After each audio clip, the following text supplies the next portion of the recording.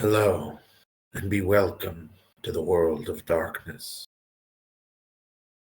Long ago was it that the sin of Cain spawned the cursed horror that stalks the street at night in search of living blood.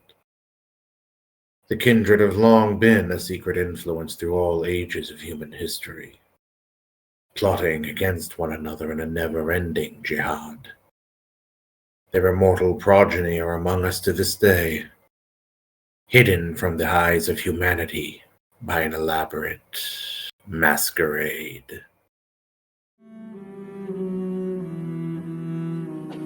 The following evening, as you are in your church, still recovering from that which happened,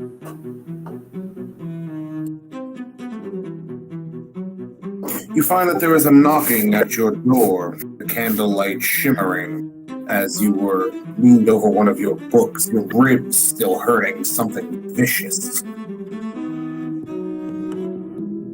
If not for the ghoul blood, you don't know if you'd even be upright. Well, if not for the vampire blood inside of you. Having staggered into changing his clothes, or at least changing his shirt, so as not to be bloodied in his furniture, Thomas would throw on his overcoat or wrap it around his shoulders as he walks over to the fire and picks up the fire poker, as he at this point is now well aware of his insignificance at the moment. Propping the fire poker over his back, hiding it as he would answer the door, opening it lightly about a crack, just enough for his face to see through the gap, answering with a wary hello. Opening the door ever so slightly, you do see that there is a young boy on the other side. You recognize him. Technically, he does live and work at the church himself, namely keeping the place clean, fetching food and drink for the pastor and himself. It's not a glorious job, but when you're an orphan being raised by the church, it's the best you can do. In fact, it's what you used to do for a while. He looks up at you and gestures over his shoulder. Sorry to bother you, Viscount. There's a man in the church. He's just sat there waiting for someone. I didn't know what to do. He looks like a fancy type, so I thought I'd tell you since the father is out. Out of character, do I know this boy's name? Yes, young boy by the name of Desmond. Ah. Thank you, Mr. Desmond. I'll have a talk with him immediately. Yes, Viscount. Should I get you anything? No, thank you very much. You get back to your bedroom before I look about cautiously. We needn't put you in any harm's way. At that, the boy seemed suddenly alarmed. Without another word, scurries to his room. You can hear the door being thrown open and closed with a distinctive sound of a lock. Thomas would have a little bit of a snicker as he put the fire poker down beside the wall and then gets properly, or at least mostly dressed, walking his way upstairs. He would go into the main room of the church, seeing who drew the attention of the boy. As you enter into the church, it is virtually empty. There's a few lingering candles burning by the steeple, right beneath the visage of Christ on the cross. The light of the moon illuminates most of the center of the church, where you can, in fact, see a man sat in one of the pews. The very second you come in, his eyes seem to find you, as though he anticipated exactly where you would be when you came. And he offers you a wide smile. By his cascading golden blonde hair like a lion's mane and his very rich attire, you vaguely recognize a common caller at one of your dormitory estates. And you know him to be kindred. Other than the two of you, there is a single person in the church, a parishioner, one of the flock. She stood by the door, absent-mindedly staring at it, fixed, unmoving, save breathing motion. Walking over to the parishioner, I would mutter something along the lines of, "I've got this for the night. Why don't you turn in early?" She doesn't seem to respond. Rather, she stares at the door fixedly, breathing being the only thing that makes her body move. She blinks and stares with a vacant expression on her face. You hear a chuckle come from the sack kindred. I wouldn't worry about her. Old girl's quite occupied. I arch my eyebrow and say, someone you know. Pushing himself from his seat, he stands in the center of the pews looking at you, reaching out so his hands brace themselves on the back of the pew on either side. Not particularly. Just met her this evening. Convinced her to watch the door so we can talk. You really needn't worry, she won't be paying much attention to anything we say. I give a nod and say, "Good. I would hate for her to witness or overhear anything that might complicate matters." I walk over towards the pews and offer my hand. "Father O'Connell." I know. He reaches out to finger your collar for a second before pressing the finger intently against you as though pushing without using force. You serve my dear Rebecca. You don't need to deny it. I already know. I've smelled you when I've been there. I give a light smile and nod. Yes, I acquire things she requires for her work. I also work for her brother, Sir Edmund.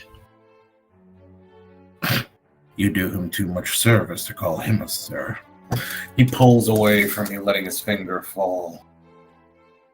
That's precisely why I've come to talk to you, however. Her requirements, not Edmund. Least of all would I waste time speaking about him. His arms briefly crossing, he pulls up a hand, sort of rests his chin on it and looking you up and down. He stares at you quite intently with the moonlight striking at his back. He finally points at you. You're just about what I expected she would have as a retainer. Do you spend all your time buried in books, too?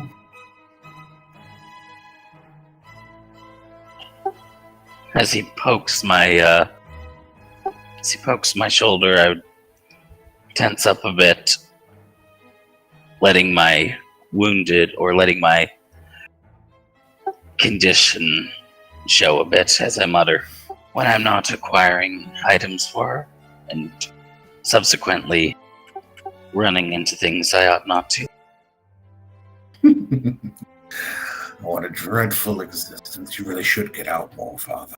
Have a bit of fun. But that'll be for another time. Tell me, How well acquainted are you with the secret traffickers among your fields of expertise here? And for the record, you needn't lie to me. As it is, you're a ghoul in the service to a Tremere. If you're thinking I'm stupid enough to think that you're a devoted Catholic, Christian, or Anglican anything, well, frankly, I'm going to be slightly insulted. Do I know anything that he specifically would be looking for?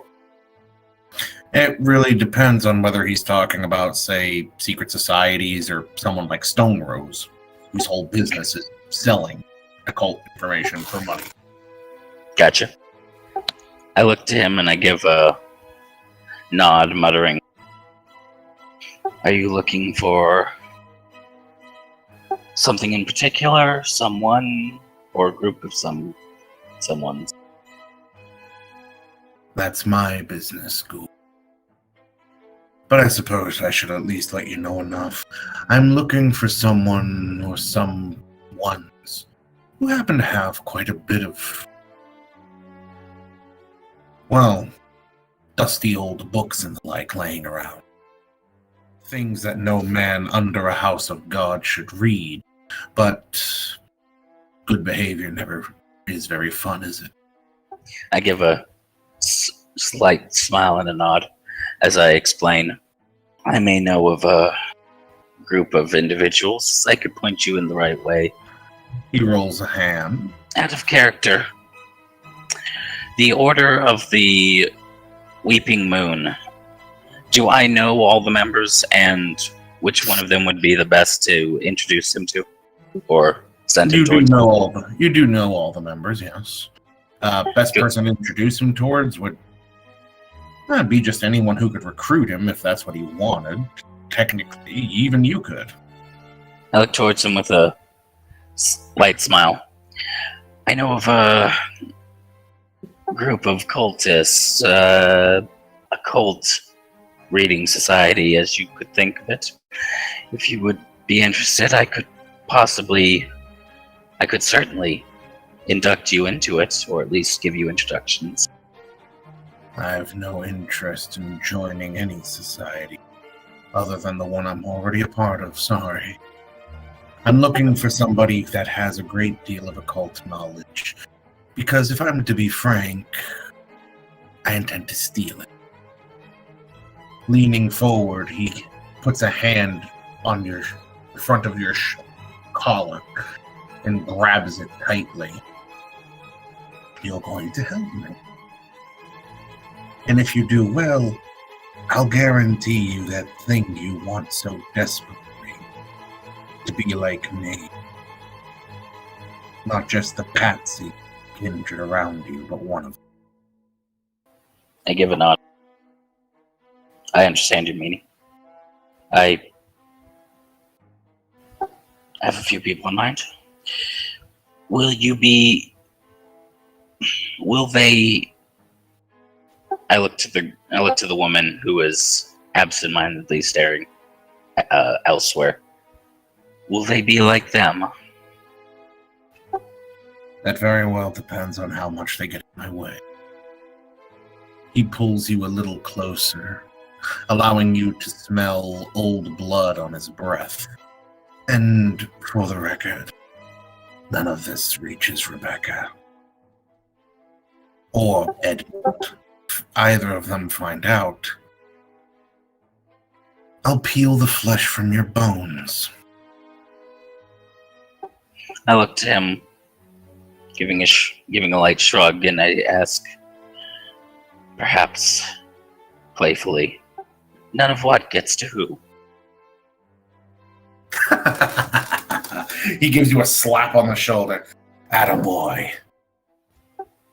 If you want, I can give you a name, or give me a day or so and I can make formal introductions between you two. Oh, nothing of the sort. I already have a plan gradually growing in my head. I just need to know whom to target. Do you have any suggestions? I'm listening. Really quickly, he suddenly pauses, holding up a hand.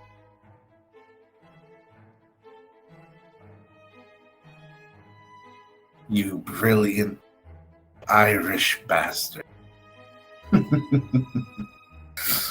He leans forward and gives you a couple pats on the cheek.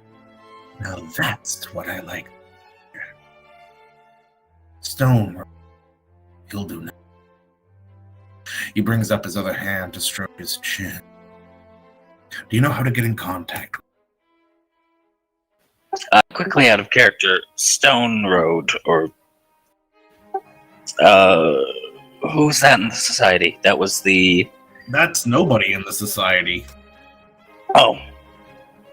If you recall, that's an occult knowledge dealer that you... Oh! Mhm. Yes, I got you. Okay. Would I presume I would know of a way to get in contact with him? Mm-hmm.